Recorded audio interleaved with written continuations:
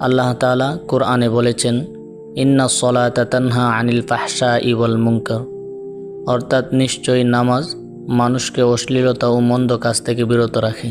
নামাজ শুধু ইবাদত নয়, এটি মানুষের হৃদয়কে পবিত্র করে। নিয়মিত নামাজ আদায় করলে চোখ ও মনে সংযম আসে, ফলে অশ্লীল কাজের দিকে ঝুঁকে না। নামাজ মন্দ কাজ, মিথ্যা, প্রতারণা, হারাম উপার্জন থেকে মানুষকে দূরে রাখে। প্রকৃত নামাজ মানুষকে আল্লাহর ভয় স্মরণ করিয়ে দেয়, আর আল্লাহর ভয় থাকলে পাপ কাজ করা কঠিন হয়ে যায়। যারা সত্যিকারে খুশু ও খুজু সহকারে নামাজ পড়ে তাদের জীবনে আল্লাহর রহমত নেমে আসে এবং খারাপ কাজ থেকে বেঁচে থাকার শক্তি পায়। কাজেই ভাই বোনেরা, নামাজ শুধু জান্নাতের টিকিট নয়, এটি পাপের আগুন থেকে রক্ষা পাওয়ার ঢাল। নামাজকে জীবনভর আঁকড়ে ধরুন। আল্লাহ আমাদের সকলকে অশ্লীলতা ও মন্দ কাজ থেকে বিরত রাখুন। আমিন। ভিডিওটি ভালো লাগলে শেয়ার করে দিবেন এবং ফলো দিয়ে পাশে থাকবেন। ধন্যবাদ সবাইকে।